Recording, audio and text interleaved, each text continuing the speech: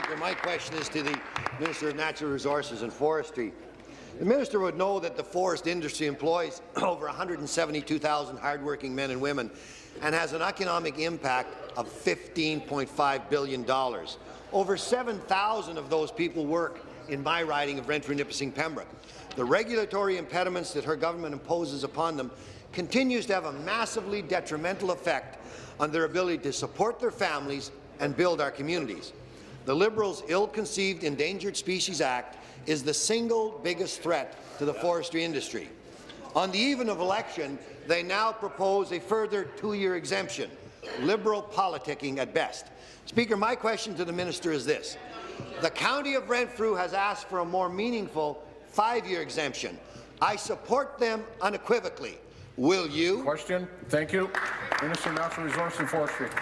Mr. President, thank you for the question. Actually, I have the opportunity to meet with the forest industry on several times on this, and I think they are quite happy with the 2-year exemption. It allows them to come to a real solution to reconcile forest development and the Endangered Species Act. The Endangered Species Act is a commitment that all should have to protect biodiversity in Ontario. It is an important aspect of our policy, and everyone should be behind it. There are some solutions concretely that can be achieved, and the panel that we have put in place that will be announced shortly is about finding practical solutions to reconcile forest development with endangered species. As I say, we're happy to continue to work on this file. I think a solution is appropriate and will be found. Thank you. Thank you.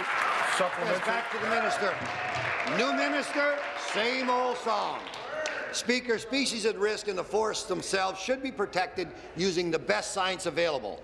And social and economic impact should be considered equally as well.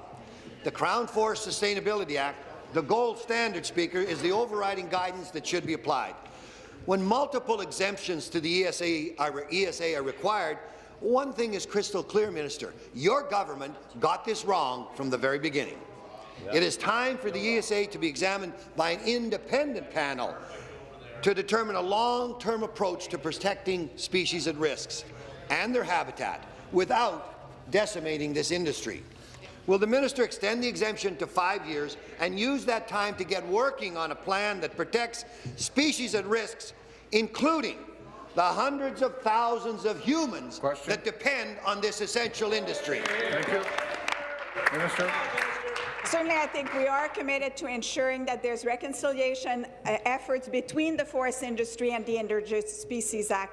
That's what we've been working on, and that's the point of the 2-year survey. Indeed, I think I am surprised that we're not talking about this as a big success, because the forest industry is doing well, is prepared to do more for the environment, has done so, and will continue to do so in the future. I continue to think that the Endangered Species Act of Ontario is a gold standard. It does have within it lots of flexibility, lots of tools to both protect endangered species and recognize the socioeconomic impact. Humans are certainly part of the way in which we look at the endangered species. They need endangered species protection so they can continue to rely on biodiversity in Ontario.